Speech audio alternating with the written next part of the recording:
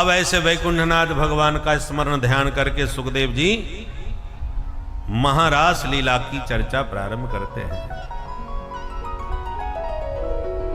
भगवान पिता रात्रि शरदोत्फुल्ल मल्लिका वीक्षरन्तुं मनश्चक्रे योगमायामुपाश्रितः वीक्षरन्तुं मनश्चक्रे योगमायामुपाश्रितः।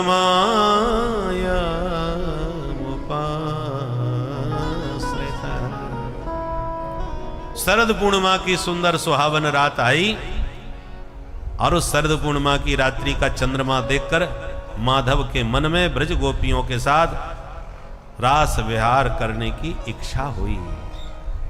अपनी आह्लादनी शक्ति वृषभानुनंदिनी राधा रानी योग माया का स्मरण करके भगवान ने आज मस्त होकर के मुरली बजाई।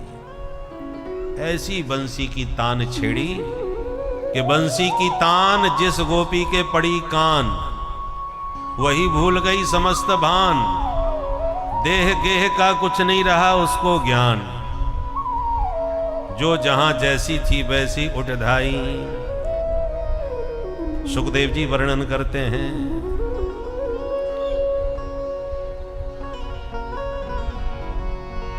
बाज रही मुरली मोहन की, बाज रही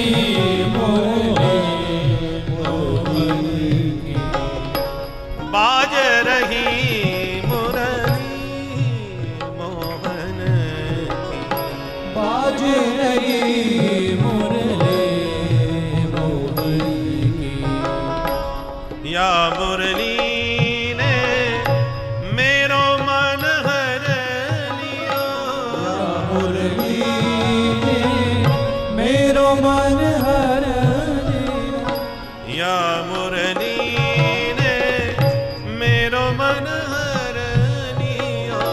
या मुरली मेरो मन हर लिया।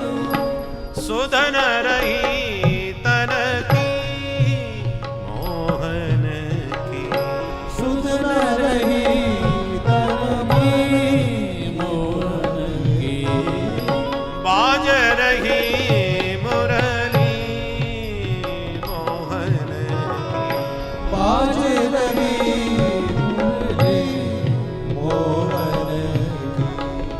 बाज रही मुरली मोहन की, बाज रही। अब सुखदेव जी के शब्दों में सुनिए, निशम्य गीतम तदरंग वर्धनम, निशम्य गीतम तदरंग वर्धनम।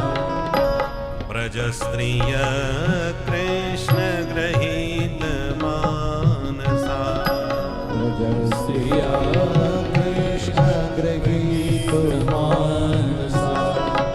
आजगमुरन्योन्यमलाक्षितोद्यमा, आजगमुरन्योन्यमलाक्षितोद्यमा। सयत्र कान्तो जवलोलकुण्डला, सयत्र कान्तो जवलोलकुण्डला। निशम्य गीतं गमधनि धनि धम गमधम गरिसा, निशम्य गीतं तदनंग वर्धनम। गमधनि धम गमधनि धनि धम गमधनि धनि धनि धम गमधम गरिसा, निशम्य गीतं तदनंग वर्धनम। ब्रज स्त्रिय कृष्ण गृहीत मानसा, ब्रजस्त्रिया कृष्ण गृहीत मानसा। आजगमुरन्योन्यमलाक्षितोद्यमा, आजगमुरन्योन्यमलाक्षितोद्यमा।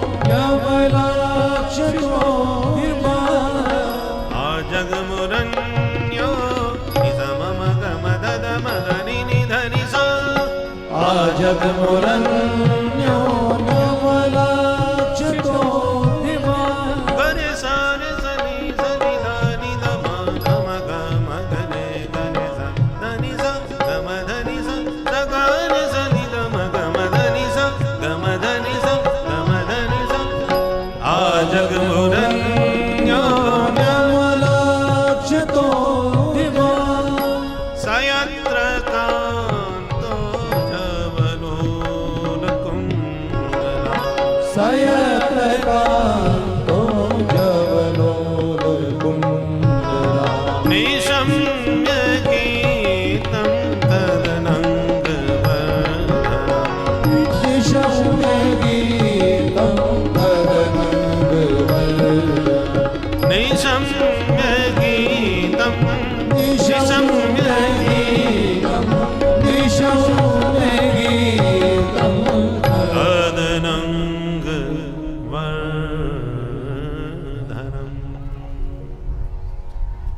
उस परम दिव्य मधुर मुरली का स्वर जब ब्रज गोपियों ने सुना तो जो गोपी जहां जिस हालत में जैसी बैठी थी वैसी उठ ढाई। दौड़ी दौड़ी सब गोपियां गोविंद के पास आईं। कृष्ण गृहीत मानसा, माधव ने मुरली से ब्रज गोपियों का मन हर लिया। तन की सुध बुध न रही, जैसी थी वैसी आ गई। कोई गैया दो रही थी तो दोहनी पटक के सीधी भागी चली आई। कोई हलवा बना रही थी तो कढ़ाई चूल्हे पे चढ़ाई छोड़ी चली आई। कोई आंख में काजल लगा रही थी तो दूसरी आंख में बिना काजल लगाए चली आई। कोई आभूषण पहन रही थी तो नाक की नथ कान में लटका के चली आई। कोई कपड़े पहन रही थी तो ऊट पटांग कपड़े पहन करके चली आई। किसी को भी शरीर की सुध न रही। ऐसी प्यारी मुरली गोविंद ने बजाई। वामदृशाम मनोहरम।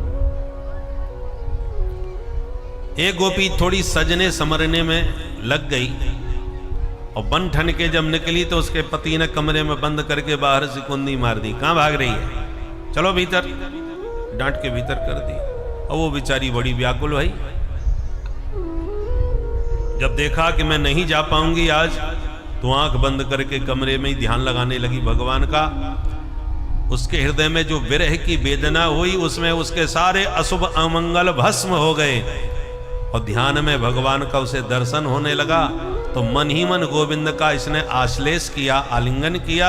उससे सारे सुकृत उसके पूर्ण हो गए। पुण्यों ने अपना फल आनंद दे करके संपन्न कर दिया और शुभाशुभ दोनों समाप्त हो गए। तो उसका शरीर भी कमरे में छूट गया और दिव्य रूप धारण करके वह सबसे पहले भगवान के पास पहुंच गई। भगवान ने सभी गोपियों का स्वागत किया। स्वागतम वो महाभागा प्रियंकिं करिवाणिव प्रजस्यानामयं कच्चित् ब्रूता गमनकारणम्। आओ देवियों, आपका स्वागत है। कहिए हम आपकी क्या सेवा कर सकते हैं। अचानक रात में सबकी सब इकट्ठी मेरे पास कैसे आ गई? ब्रज में सब कुशल से तो है ना? इतना सुन के गोपियों का मुंह लटक गया। इन्होंने ही बंसी बजा के हमको बुलाया और यही पूछ रहे हैं कैसे आना हुआ।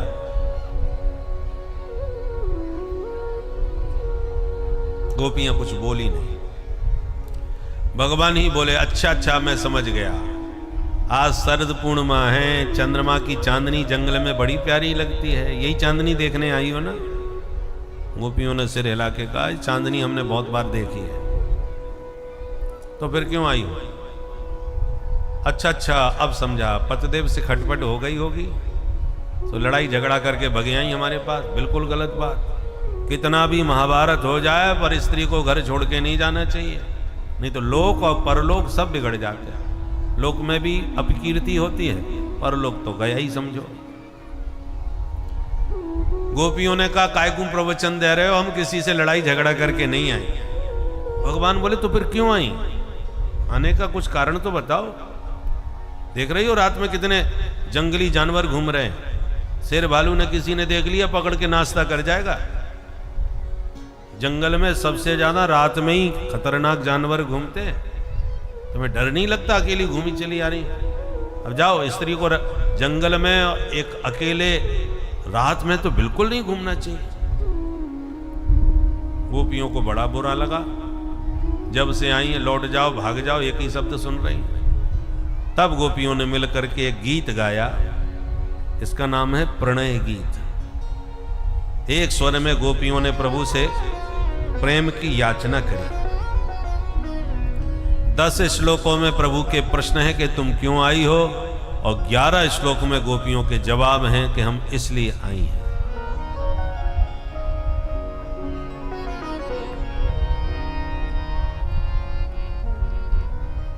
गोपियां मिलके गा उठी। मैं बम विभोर्हति भवा कदि तुम संसं संत्यज सर्व विषया तब पाद मूलम भक्ता भजस्व दुर्वा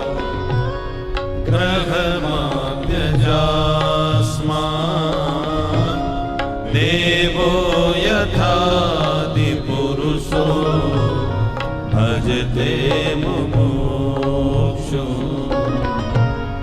मैवं विभो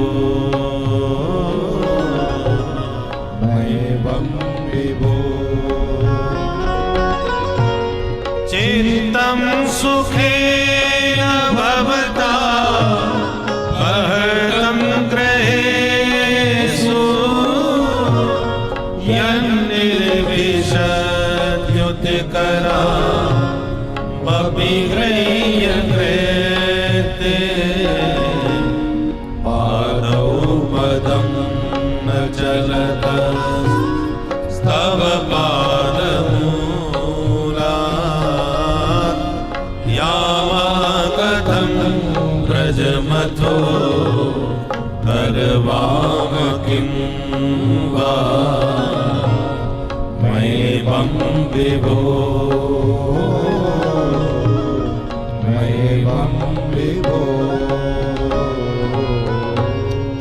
बोल बंसी वारे की जय। गोपियां कहती हैं, हे विभो, हे प्रभो, हम सारा संसार त्याग करके आपके पास आई हैं, और जब से आई हैं तब से आप हमको भगाए जा रहे हो, चलिए जाओ, लौट जाओ, भाग जाओ। हमारा आज आना इतना बुरा लगा कि हमारी सूरत इतनी गई गुजरी है, एक बार भी मीठी सी कोई बात नहीं कही। अरे मधुराधिपते रखिलम मधुरम, आप तो मधुरता के अधिपति हो, कुछ तो मीठी सी बात करो। और याद आप चाहते हो कि हम चली जाएं तो सचमुच चली जाएंगी, और पहले जो बंसी बजा के मन चुरा लिया, मन तो वापस करो। बिना मन के ये तन किसी काम का नहीं है।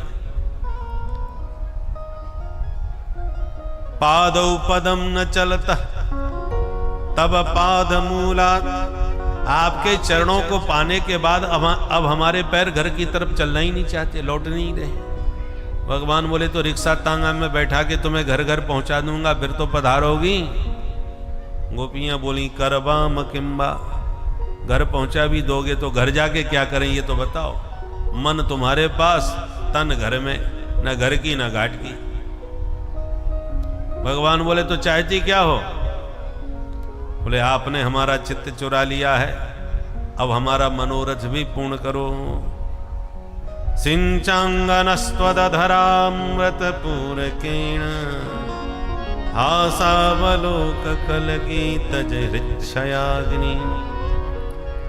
हे प्यारे, अपने अधर सुधा का हमें दान करो, ताकि हमारी जो विरहाग्नि है, जो हृच्छयाग्नि है, उसका समन हो, वो शांत हो, शीतल हो। आपने हमें पातिव्रत का जो प्रवचन सुनाया, हम भी आपसे एक प्रश्न पूछना चाहते हैं। बोले पूछो। बोले एक पतिव्रता नारी पति को परमेश्वर की तरह पूजती थी। एक दिन अचानक उसके पति बोले मैं देवी में परदेश जा रहा हूं, बहुत जल्दी लौट के आ जाऊंगा। पत्नी रोने लगी कि महाराज मैं आपको खिलाए बिना कभी भोजन भी नहीं करती, पानी तक नहीं पीती। पतिदेव ने कहा तो लो ये चित्र रख लो हमारा, इसी में हमारा दर्शन किया करो और इसी का भोग लगा लिया करो। और चित्र दे के चले गए। वो बेचारी अपने पति के चित्र को ही देखती और उसी की पूजा करती, उसी को नवाती खिलाती। एक दिन जब बड़े प्यार से अपने चित्र का पूजन करते हुए भोग लगा रही थी, उतने में उसके पति ने आके कुंडी खटखटा दी। देवी मैं आ गया, किवाड़ खोलो। अब प्रभु आप ही बोलो वो क्या करे, भोग लगावे या कुंडी खोले। भगवान बोले इसमें पूछना क्या, अरे फोटो की ही तो पूजा कर रही है, और जब साक्षात पति दरवाजे पर खड़े हो तो अब फोटो की क्या जरूरत है, अपने असली पति का स्वागत करें। गोपियां बोली बस बस आपने भी निर्णय सुना दिया हमारा, क्योंकि संसार के पति परमेश्वर की तरह होते हैं और आप साक्षात परमेश्वर ही हो। तो जब साक्षात परमेश्वर सामने खड़े हैं तो परमेश्वर के प्रतिबिंब रूप पति की पूजा करने हम क्यों जावें। संसार के पति तो आते जाते रहते हैं, पर जगत पति तो एक ही रहते हैं। इसलिए ऐसे पतिकों को वरे जो जन्मे और मर जाए, बरबरिए गोपाल जो मारो चुडरो अमर भय जाए। जगत पति को जिसने अपना परम पति बना लिया वो अखंड सौभाग्यवती हो जाती है, क्योंकि वो अविनाशी पति है। संसार का जो पति है वो तो विनाशी होता है और परमात्मा अविनाशी पति है।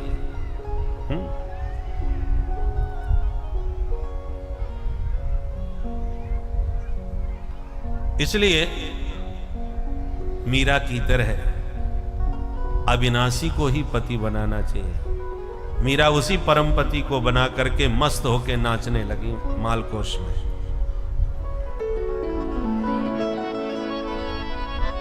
घुंघरू बांध मीरा नाची रे पग, घुंघरू बांध नाची रे पग, घुंघरू बांध मीरा नाची रे पग, घुंघरू बांध मीरा नाची रे।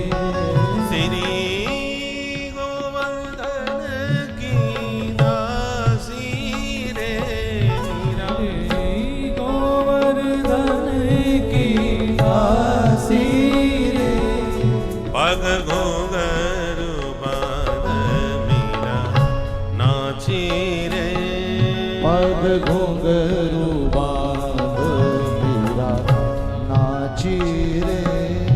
श्री गिरिधर के रंग राची रे,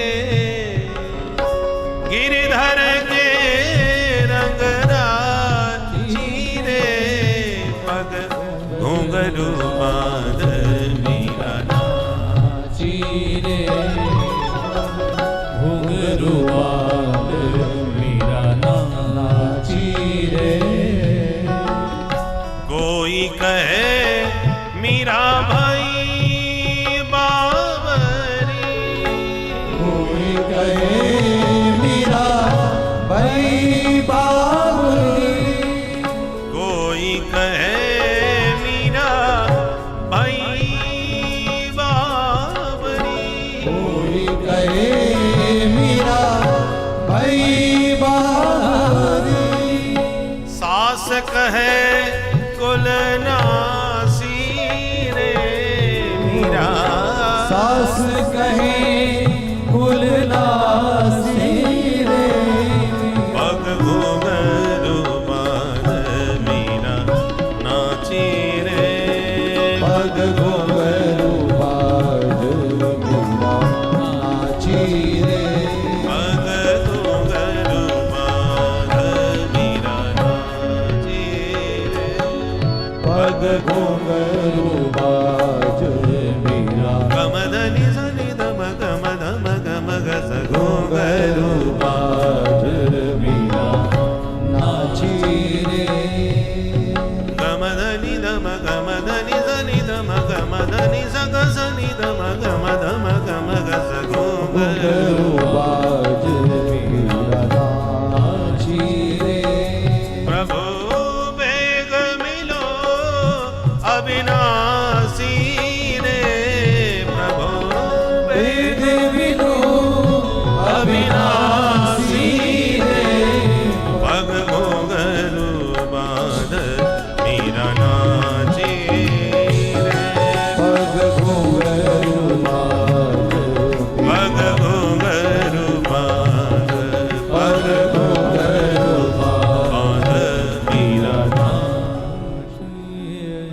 अविनाशी पति मीरा ने बनाया, जिसका कभी विनाश होना ही नहीं है, तो अखंड सौभाग्यवती हो गई कि नहीं?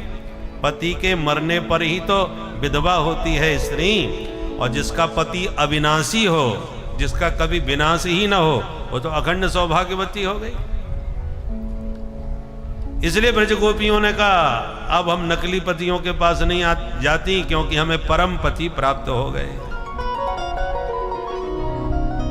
भगवान प्रसन्न हो गए, गोपियां परीक्षा में पास हो गई। और गोविंद की परीक्षा में जब गोपियां पास हुई, तब भगवान ने उनके साथ महारास रचाया। उनके कंठ में गलवैयां डाल के गोविंद ताता थैया नाचने लगे। बाहु प्रसार परिरंभ कराल कोरोनी विस्तनाल वन नरम नगाग्रपात। जैसी कामदेव ने तक तक के तीर चलाए, भगवान ने पकड़ के कामदेव को ऊपर लटका दिया। उत्तम भयन रतिपति पराजित होकर के कामदेव चरणों में गिरा और भगवान को अच्युत नाम दिया। न च्यवती स्वरूपात इति अच्युतः, जो कभी अपने स्वरूप से विचलित न हो। च्युत माने गिरना, अच्युत माने जो कभी ना गिरे, कभी ना फिसले, जिसका कभी पतन न हो, वो अच्युत भगवान का नाम है। अच्युत ये कामदेव ने दिया है भगवान को नाम।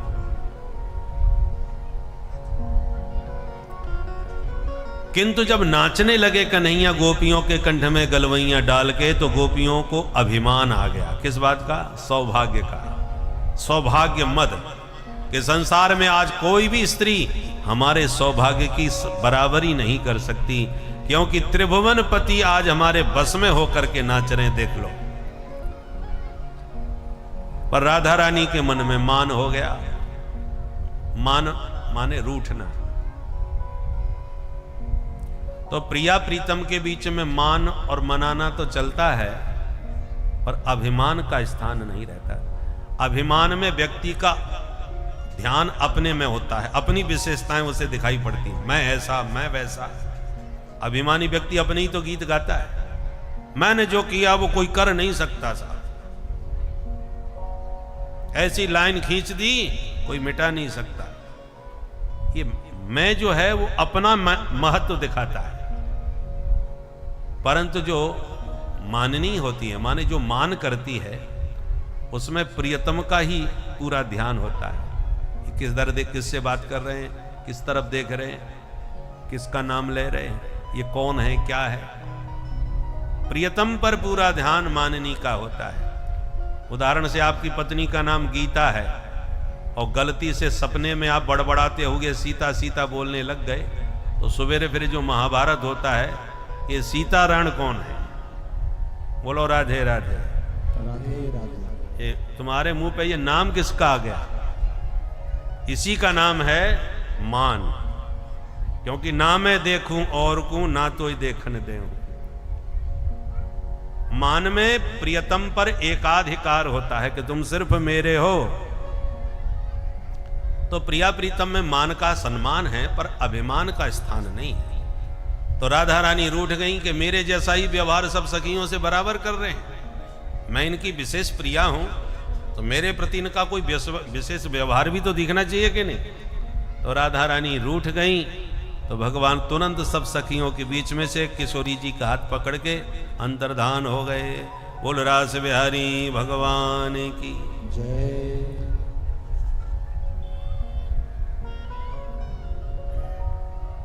अब जब गोपियों के बीच से गायब हो गए, तो ब्रज गोपियां सब व्याकुल हो गई।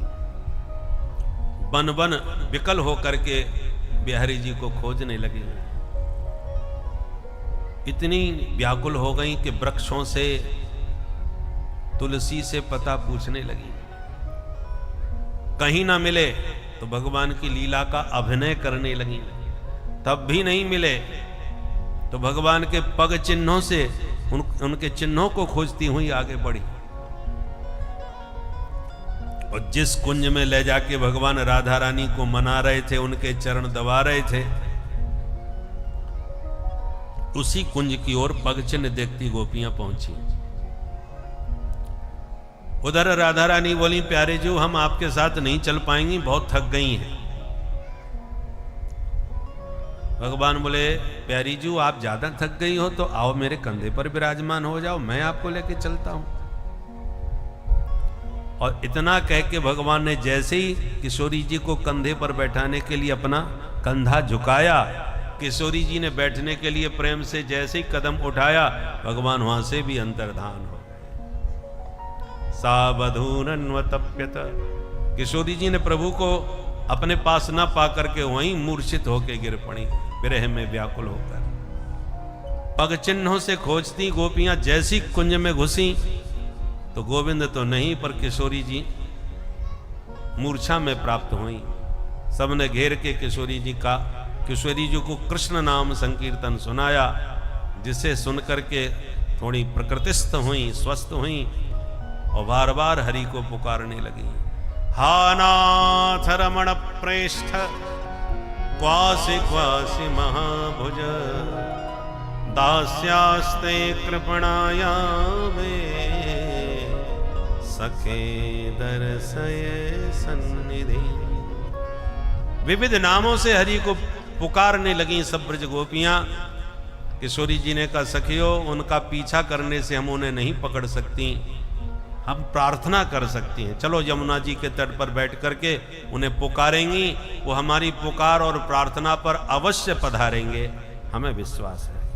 तब सब गोपियों को साथ में लेके किशोरी जी यमुना जी के तट पर आई और एक समवेत स्वर में मिल करके सबने पुनः गीत गाया। इस गीत का नाम है प्रणय गीत, इसका नाम है गोपी गीत। जो भी भगवान के दर्शन की प्रबल इच्छा रखता हो, उसे प्रतिदिन गोपी गीत का पाठ प्रारंभ कर देना चाहिए। प्रभु उसे निश्चित रूप से दर्शन देने आते हैं। तो सब गोपियां मिलके गाने लगी। गोपी गीत कैसे गाया जाता है, एक दो पंक्तियां ध्यान से सुने। जयति तेधिकं जन्मना प्रजा, श्रयत इंदिरा शाश्वतगरी, दयित दृश्यता दीक्षुतापका, स्वैधृता सब स्वामी चिन्मते, शरणुदासये साधु जात सा, सरसि जोदरा श्री मुषादृशा, सूरतनाथ दे अशुल्क दासिका, वरद देन को धेर क्यों बता, विष जला व्याल राक्षसा, वर्ष मारा वैद्युतानला, कृष्णमया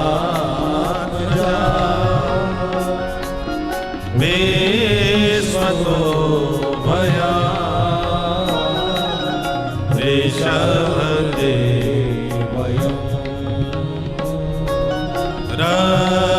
रक्षितामो, ऋषभदेवयं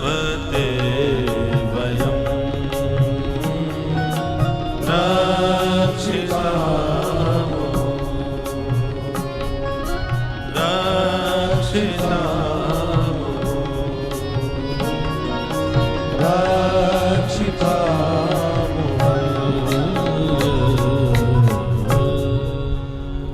ब्रज गोपियों ने इस गीत में अपने हृदय की भावना, अपनी आर्त पुकार भगवान को सुनाई है। कि हे प्यारे, आपके जन्म से ब्रज की बहुत महिमा बढ़ गई, लक्ष्मी भी वैकुंठ छोड़ के ब्रज में आके बस गई। हे प्यारे, बहुत तड़फा लिए, अब तो हमें दर्शन दो। हमें यदि अपने विरह में यूं ही मारना चाहते थे तो बचाया क्यों? अनेक असुर और सुरों से आपने हमारे प्राणों की रक्षा करी, क्या इसी दिन के लिए? जैसे कोई बकरे को खिलावे पिलावे चरावे और हृष्ट पुष्ट जब हो जाए तो एक दिन खुद ही अपने हाथों से हलाल कर दे। बोलो राधे राधे। राधे राधे। तो क्या इसी दिन के लिए खिला पिला के उसको तैयार किया था? अरे अपने हाथ से बोया हुआ बीज, उससे जो वृक्ष पैदा होता है तो माली कभी अपने हाथ से उसे काटता नहीं है, क्योंकि मैंने ही इसको बोया है, मैंने ही इसको पानी देके सींचा है, मैं इसको कैसे काट सकता हूं? विश्व वृक्षोपि संवर्ध्य स्वयं न क्षेत्रमर्हति। जहरीला वृक्ष भी व्यक्ति अपने हाथ से यदि लगाता है तो काटता नहीं है। और आप एक तरफ हमें बचाते हो, दूसरी तरफ अपनी विरह में हमें मारते हो। तुम्हारी निष्ठुरता को देख के लगता है तुम जसोदा के बेटा नहीं, क्योंकि जसोदा का बेटा इतना निष्ठुर निर्दयी हो ही नहीं सकता। आपके विरह में हमने प्राणों को त्यागने का भी भरपूर प्रयास किया, पर बाबरे प्राण ही नहीं निकलते। क्यों नहीं निकलते? क्योंकि हमने अमृत पी लिया है। कौन सा? तब कथामृतम तप्त जीवनम कभी विदीरितम कल्मषापहम्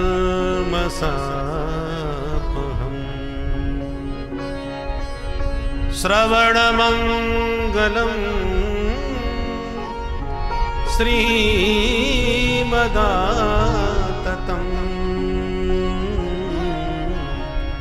भुवे क्रीडन्ति ते भूरिदा जना। हे प्यारे, आपका जो कथामृत है वो स्वर्ग के सुधामृत से भी श्रेष्ठ है। बड़े बड़े कवियों ने इसकी महिमा को गाया हुआ है। संसार में संतप्त प्राणियों को नव जीवन शक्ति देने वाला है, सुनने वाले के सारे कलमश पापों को धो डालता है। कितना भी बड़ा महापापी हो, पर हरि का कथामृत जब हृदय में जाता है तो उसके सारे पापों को धो करके साफ कर देता है। सुनने वाले का तत्काल मंगल हो जाता है। और शास्त्रों में गा गा करके आचार्यों ने इतना चरित्र गाया है कि हरि अनंत, हरि कथा अनंता। कितना भी कोई इस अमृत को पिए, ये अमृत कभी समाप्त होने वाला नहीं है। इसलिए कथा वक्ता उदारता के साथ इस अमृत का पान कराते हैं।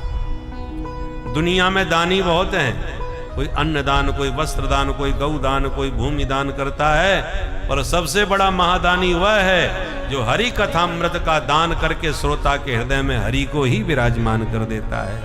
दुनिया में उससे बड़ा दानी कोई नहीं। इस प्रकार गोपियों ने गोविंद के गुणानुवाद इस गीत में गाए, और गाते गाते जब विलाप करने लगी, बिलखने लगी, रुरुदु सुस्वरम, तो भगवान से नहीं रहा गया। तासामाविर्भूच्छौरी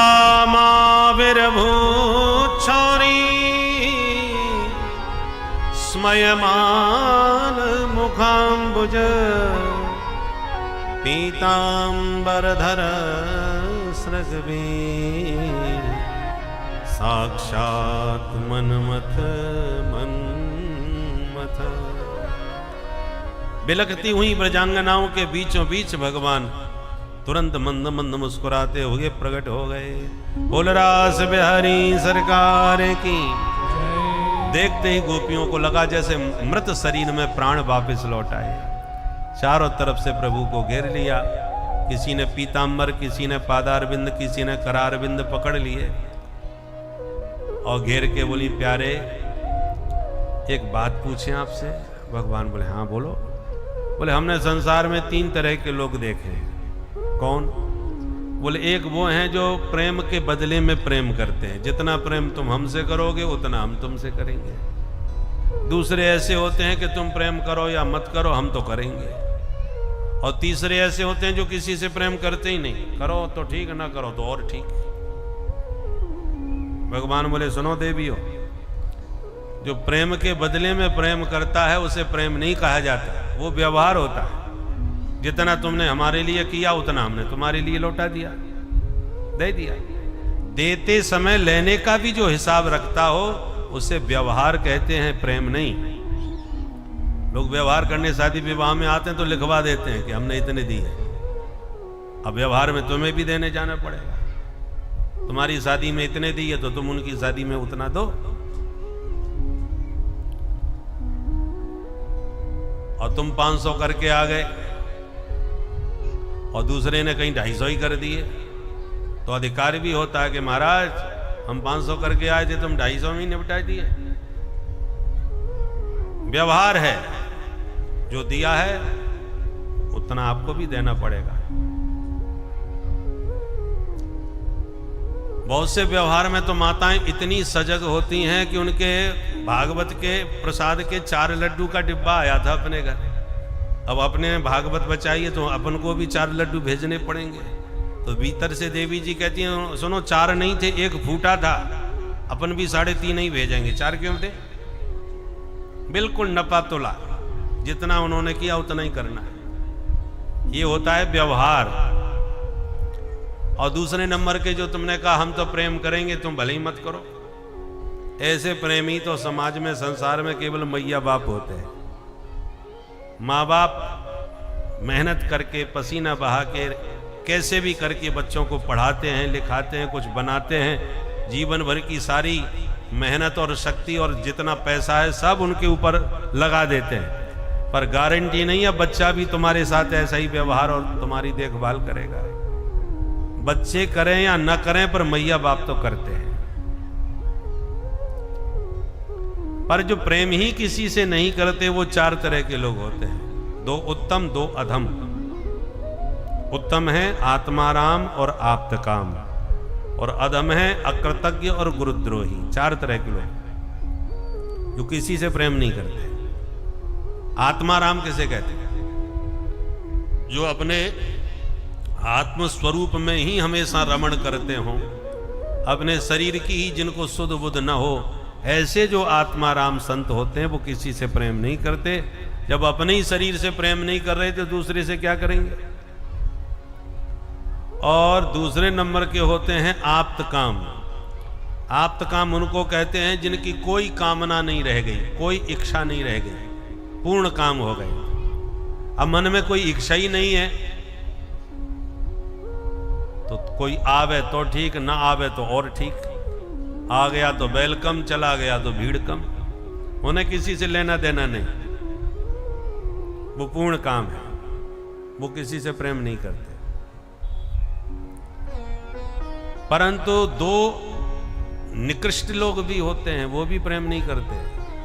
कौन? अकृतज्ञ, किए हुए उपकार को न मानने वाला कृतज्ञ व्यक्ति कभी किसी से प्रेम नहीं करता। कृतज्ञ माने आप उसके लिए कितना भी कुछ करो, वो एहसान कभी किसी का नहीं मानता। उसको क्या कहते हैं? एहसान फरामोश कहते हैं ना। किसी का एहसान नहीं मानता, तुम उसके लिए चाहे जितना करो। तो ऐसा उसको संस्कृत में कहते हैं कृतज्ञ। कृतज्ञ व्यक्ति किसी से प्रेम नहीं करता। जब उसका स्वार्थ होता है तब मीठी मीठी बातें करके लंबी चौड़ी दंडौत मारेगा, बहुत व्यवहार दिखाएगा, और जहां उसका काम निकल गया तो पहचानेगा भी नहीं, बात भी नहीं करेगा। ऐसे जो कृतज्ञ लोग होते हैं वो किसी से प्रेम नहीं करते, वो स्वार्थ के मीत होते हैं, स्वार्थ बस व्यवहार करते हैं। और चौथे नंबर के होते हैं गुरुद्रोही। गुरुद्रोही उसको कहते हैं कि आप किसी से सचमुच हृदय से प्रेम करते हो और वो आपके प्रेम का फायदा उठावे, प्रेम का दोहन करे, वह गुरुद्रोही होता है। आप किसी से बेहद प्रेम करते हैं, उसको कभी दुखी कष्ट में नहीं देख सकते, और वो इसी बात का फायदा उठा के कोई ना कोई समस्या लेके आए दिन आपके पास आ जाए, भैया हम बड़े परेशान हैं, 50,000 की बहुत सख्त जरूरत है, आपने निकाल के तुरंत गड्डी पकड़ा दी, लो मेरे रहते चिंता क्यों करता है, जरूरत हो तो और बता देना, भैया बहुत बहुत धन्यवाद। बोले इसमें धन्यवाद की क्या बात है, मित्र है भाई। और वो बाहर नोट ले जाके हंसता हुआ कहते देखो कैसा उल्लू बना दिया। तो एक व्यक्ति दिल से तुम्हें चाहता है और बदले में तुम उसकी भावनाओं का फायदा उठा रहे हो, दोहन कर रहे हो, ऐसा व्यक्ति गुरुद्रोही होता है। गोपियां आपस में बोली बहन इसमें कन्हैया कौन से नंबर के हैं? एक बोली धीरे से मुझे तो चौथे नंबर के दिख रहे हैं। भगवान ने सुन लिया, तुरंत बोले हे देवी हो क्या बोल रही हो, मैं चौथे नंबर मतलब गुरुद्रोही?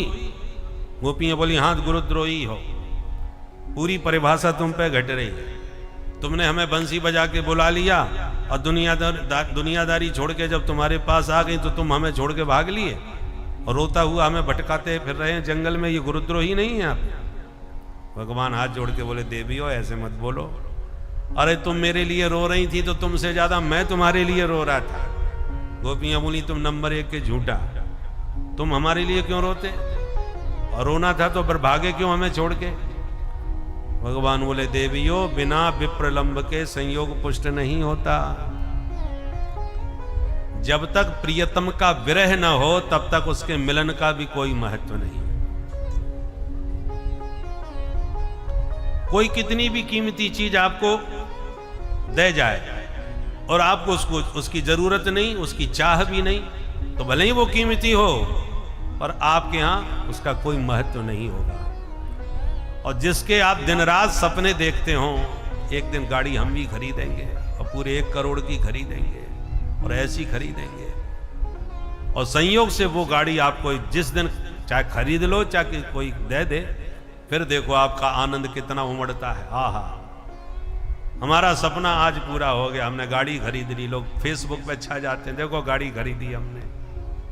तो जो प्राप्तव्य वस्तु होती है वो जब प्राप्त होती है तो बड़ी खुशी होती है, जिसकी छटपटाहट हो पाने की उसी को पाने से आनंद मिलता है, और जिसको पाने की इच्छा ही नहीं है वो मिल जाए तो क्या उसका महत्व है, कोई खुशी भी ज्यादा नहीं होती।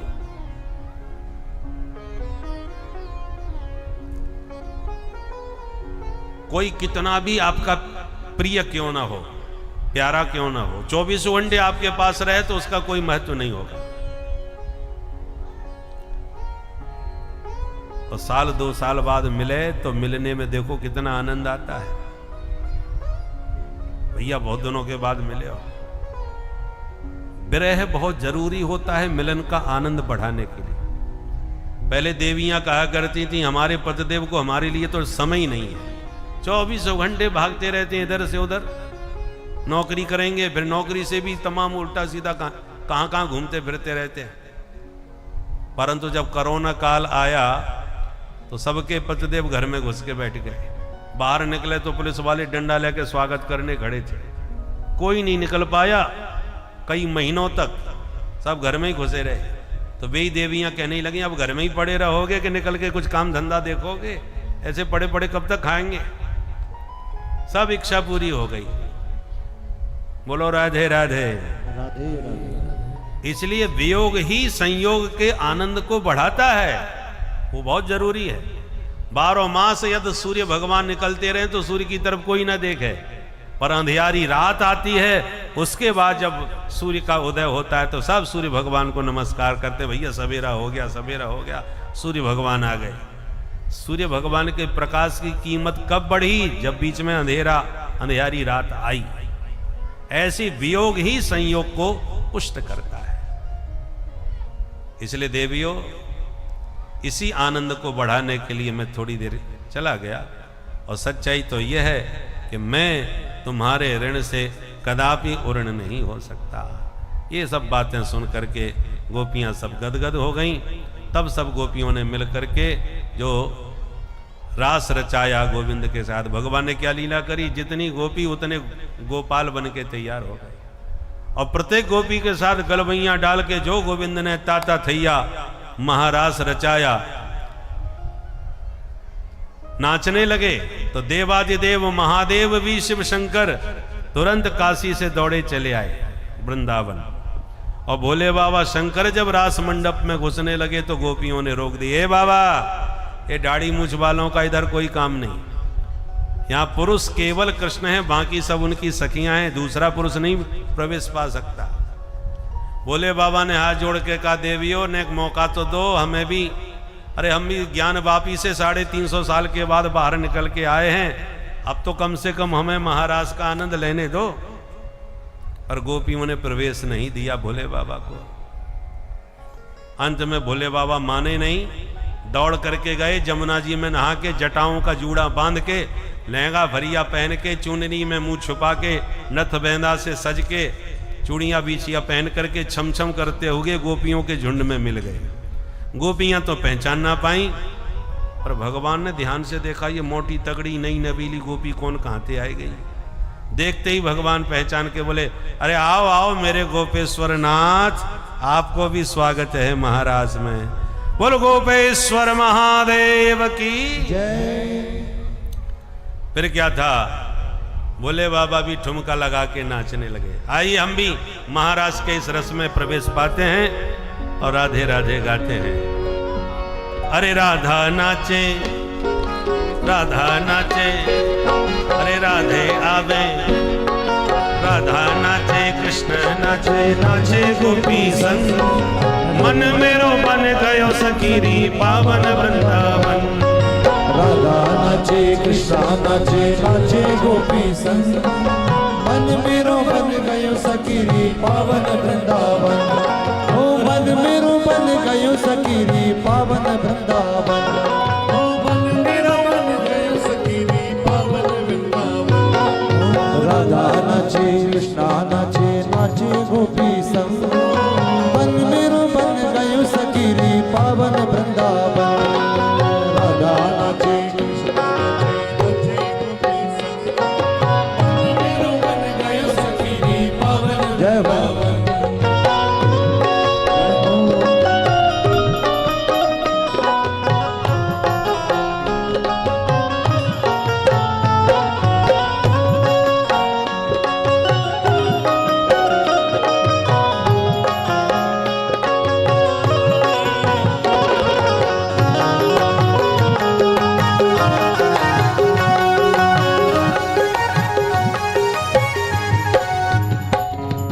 सूरज नाचे चंदा नाचे, नाचता रगन।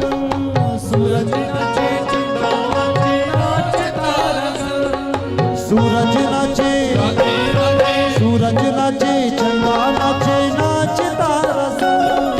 सूरज नाचे चंदा नाचे, नाचता रगन।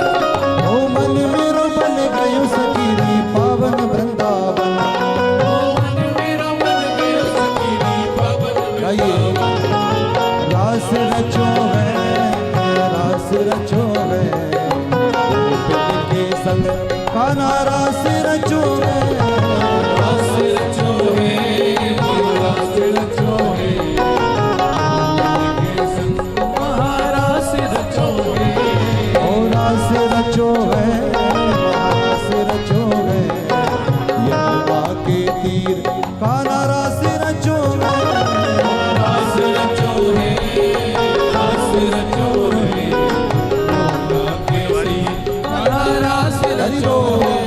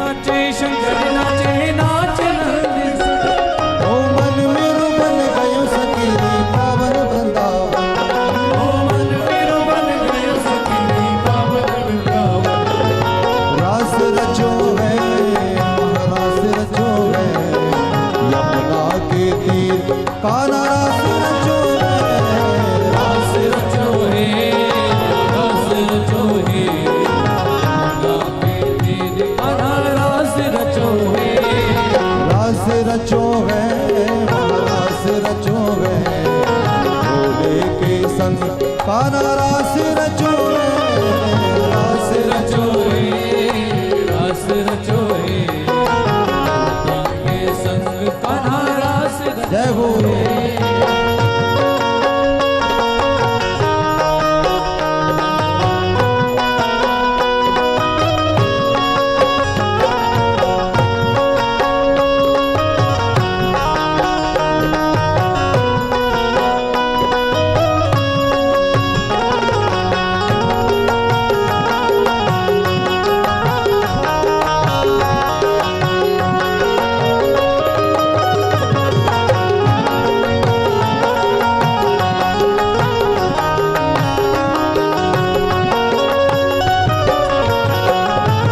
गंगा नाचे यमुना नाचे नाच सरयू संग, गंगा नाचे यमुना नाचे नाच सरयू संग, गंगा नाचे गंगा नाचे यमुना नाचे नाच सरयू संग, गंगा नाचे यमुना नाचे नाच सरयू संग। ओ मन मेरो मन गयो सखीरी पावन वृंदावन, ओ मन मेरो मन गयो सखीरी पावन वृंदावन, रास रचो है, महारास रचो है, यमुना के तीर कान्हा रास रचो है, रास रचो है, रास रचो है, यमुना के तीर कान्हा रास रचो है।